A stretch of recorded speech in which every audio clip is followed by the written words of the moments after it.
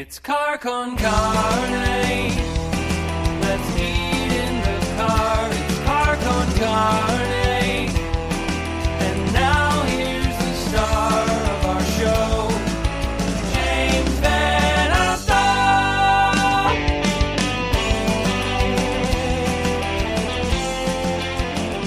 Well, we did it. It's Friday night, and welcome to Car con Carne. I'm James Van Alstyne. The show is sponsored tonight by C&H Financial Services, also by our friends at Siren Records in McHenry. So here's the deal. As I'm recording this, I'm on episode 596, or if you're from Chicago, 596. I'm episodes away from episode 600 and getting closer to returning to doing interviews in my car, sharing chicken tenders, pizzas, and tacos with utter strangers in the front seat of the car. That said, fully vaccinated strangers moving forward, but that's going to happen really soon. So I'm looking for restaurants. I'm looking for fully vaccinated guests who want to be part of this show moving forward. I'm excited to get back out into the hot zone where I've spent very little time over the past 13 months. But I'm still going to do interviews just like this. I love the ability, the flexibility to do things from the proverbial home office, to talk to people who may not be able to jump in the car, to people who are from out of state or out of country. I'm still going to use this as a part of the Car con Carne experience. But yeah, the bottom line is I'm also going back to the car. That's coming soon. It is Friday night, and joining me is Justice Hill. Perfect timing. I love that. I turn the camera on right as you're pounding a beer, because that's the best. You got to be lubricated for these interviews. Yeah, I figure that's the way to go. That is absolutely the way to go. Timing is everything, Justice Hill. The video for Outta This just hit today. Yeah, mere hours ago at noon. Mere hours ago. Cool vibe. Cool vibe to the song. I love the sax at the end of it. But the video, you wake up, you put on some slippers, and you begin a trippy day around the house. Why don't you explain what the concept is for the video? Well, it's kind of, I guess you wake up. It's the classic tale. We've all been there. You wake up, you don't know what's going on, and the character, me, I guess, I see some type of ladder, and I'm like, oh, I'm gonna climb this ladder right here and see what's up with this. And as we've all been there, once again, you get up to the top, fantasy, crazy dream, psychedelic trip of a time. Just trying to make a fun video that kind of expresses getting out of yourself. And tell me who the other voice is on this song and on Nighttime Love. Who's your collaborator there? So Ishay. So he's actually from Chicago. He's a trans artist out of Chicago, currently living in New York, going to NYU for like music business. And he was one of the first people I played music with in Chicago. I moved here like 6 years ago, and it was pretty difficult to meet people. And he was just one day heard me play and was like, hey, I'm looking for a keys player for this band. And I was like, I'm dying to play with someone. And it turned out he just had bars like crazy. And, over the years, we've just formed this great friendship, and we've become really close. And, it's like my go-to person for all music. So he's even on another song on the album called Nighttime Love, which, right. It comes out soon. No one's heard it yet. I might have heard it, and true to its name, Nighttime Love. Okay. This is the kind of song that should be played long after the sun goes down. Yeah, yeah, definitely. I like what are the benefits, if there are benefits to be found in pandemic life for the past 13 months, is being able to see into people's personal lives, people's homes.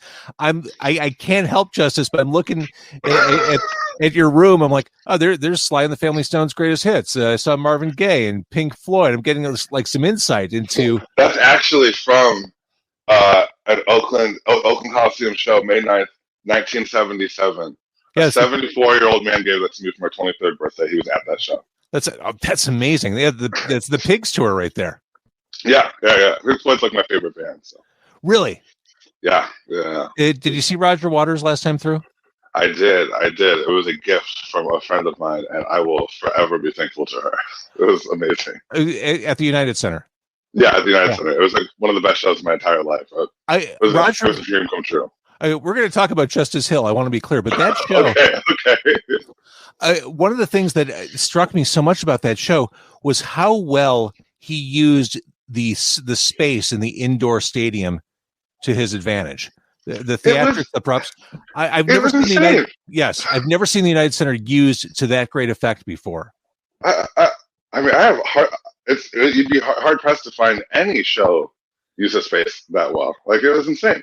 Like the overarching thing that went all the way to the back of the stadium or a center that just like came down for I forgot what song.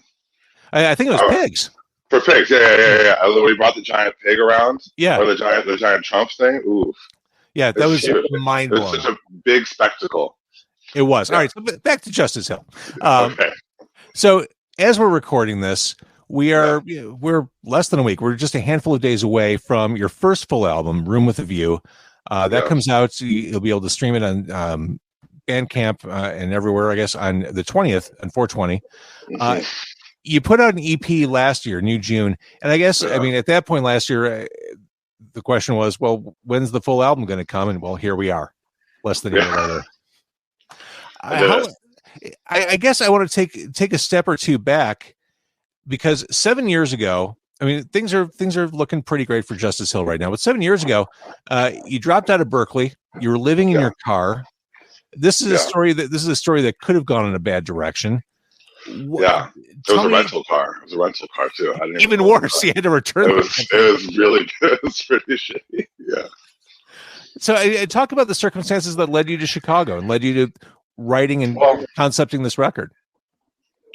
Well, right after that, so I did have a job during that. So I had a waiting job. So the circumstances was I had like. At that moment I was 22. I was like 24 or 23, and I wanted to move out of Boston kind of and be closer to family. Mm-hmm. And I needed to kind of start over. I needed a fresh slate. So the closest I'm from Kalamazoo, and my grandmother, who I was very, very close to, was getting older, and I wanted to help take care of her. And she lived in New Buffalo, and I knew that I had to pursue music at all costs. Like this, you struggle in life. You go through things. It's got to be for something at a certain point. And I've spent all that time, so I knew Chicago was the place I could make it all happen. I didn't need a car. I could take the train out to New Buffalo to see Maka. That's what I call her. And yeah, out of that and through just moving somewhere alone, being alone, and just losing all those things and being like, all right, well, I have to start from nothing now. I didn't have any instruments. I had those stolen and stuff. It was a long. It says I didn't make the greatest decisions as a youngster, but you live and you learn. And over the course, I realized I wanted to do a full album. I wrote the first version of this like maybe 4 years ago. And I think it was right before I got my first keyboard in town. Like I was using like an old 2007 Mac. And then I finally got like a better and better serving job. I worked at this like karaoke bar in the River North, and I worked at this bar. It just dawned on me. You just got your first keyboard a few years ago? Yes. Like in college, I didn't have my own keyboard. But you had to. I used practice rooms. But you knew how to play, right? Because you're too accomplished of a player to have just picked it up a few years ago. So when I was 16, I taught myself piano. That's so cool. Yeah. Well, I'm a classically trained singer, so I've been like trained to sing my whole life. But when I started playing piano, I learned a song. I learned just some pop song to try to ask this girl out, and I was like, wow, I learned that really fast. And then I just kind of kept going with it. By the end of the summer, I was like pretty good. I learned like all the Beatles songs, like all the Elton John songs, and starting to get into more psychedelic rock stuff. And I was like, oh, maybe I should do this instead. And as a side note, I'd love to hear you sing those Elton and Beatles songs, because you got that cool deep baritone type of voice. Yeah.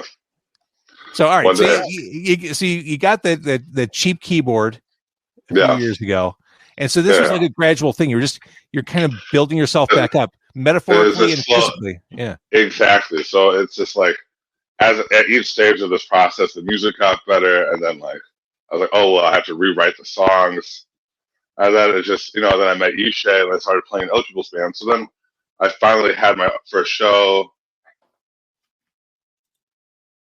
Maybe like 2.5, 3 years ago, and that was like the first time I like played these songs out. And then during fast forward a couple years, I redid it all during coronavirus. And yeah. So I wanted to ask you landed in Chicago. You met Ishay. Yeah. Dropping yourself or parachuting into any music scene is risky. It's a lot of unknowns. This is a great city to drop yourself into, but aside from meeting Ishay and building that collaboration, what was it like integrating yourself into the scene? Was it welcoming? Was it comforting? Did you have to fight your way through it? It felt the scene is very welcoming at times, but a lot of times it was difficult for me to kind of figure out. For some reason, I just couldn't find like the circles to talk to or like ever get a grasp. Or it was hard for me to be let in. I feel like I don't know if you could tell, but I'm like a huge person. I'm like 6'9", like 300 something pounds, and I come in acting goofy, being like, "Hey, I play the piano."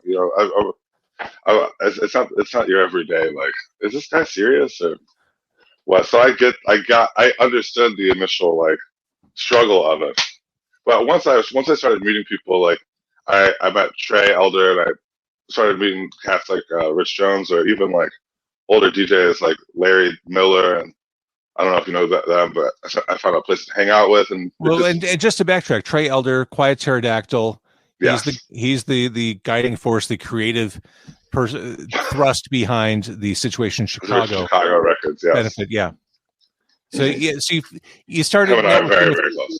You started networking with the right people, the people who you needed to associate with. Yeah, and also just like making friends, like I had to meet mutual people that love, like just obsessed with New Jack Swing and stuff, and people that could talk about that for hours on end, and he was one of them. I guess. So talk about the last year. I mean, I believe that we're going to see, and we're starting to see, a music baby boom. It's kind of like after all the World War II soldiers came back from the war, all of a sudden, hey, babies everywhere. I feel like that's going to be the same thing with music, because no one could play out.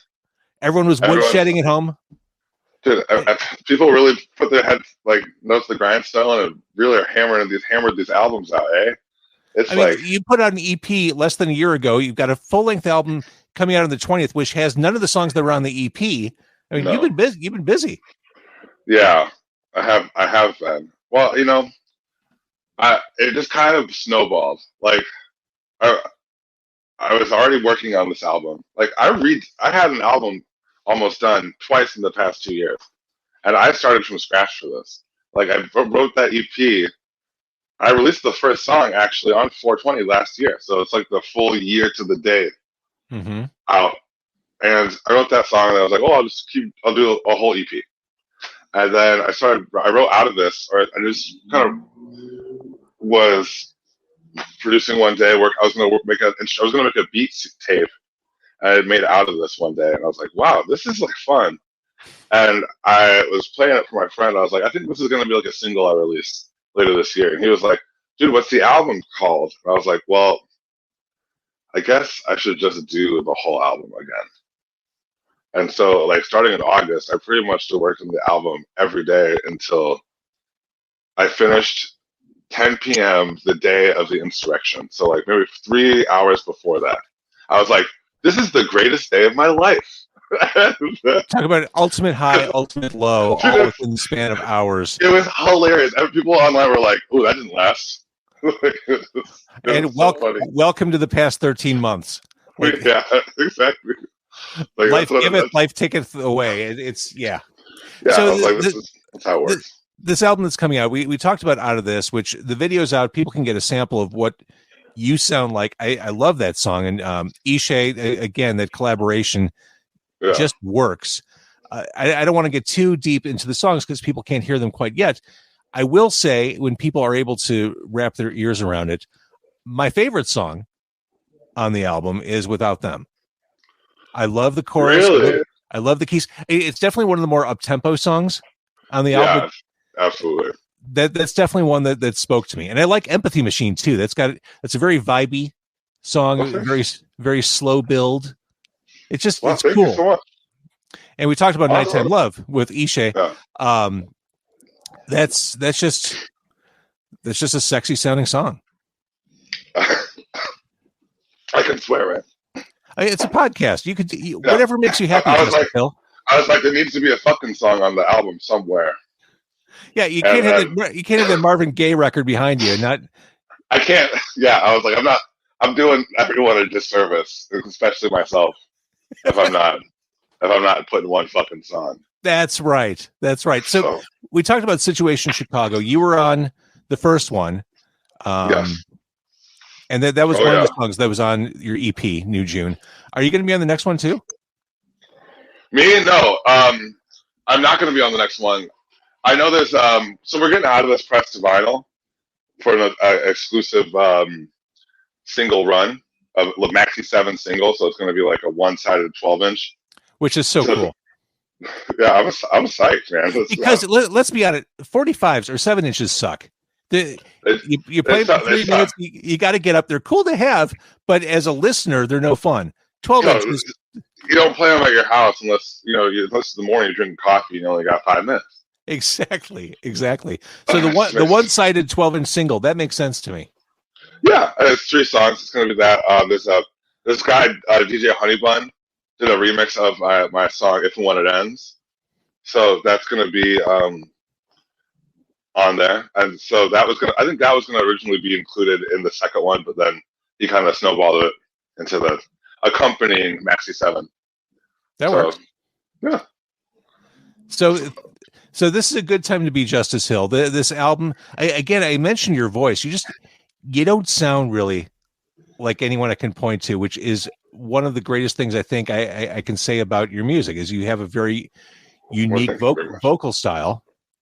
You're an accomplished piano player. You're a hell of a producer. I think this album's terrific. I think you did a really great job on Room with a View. And again, it comes out on the 20th on 420. All right. So if people want to support you, Justice Hill, do they go to Bandcamp? Is that the best place? Yeah, you're going to want to go to Bandcamp. 100% support me. You go to justicehillmusic.com. That takes you to the Bandcamp. It's that easy. It's that easy. There you go. You do that. You're gonna have pre-order my album. It's gonna be great. You might even have a link to see my other stuff, like the Outta This music video. It's a fun ride. It's trippy. It's It's trippy. All right, Justice Hill, stay right there. We're going to stop the live broadcast. Thank you for watching on Facebook and YouTube, or for listening. If you're listening on the podcast platforms, thank you for that.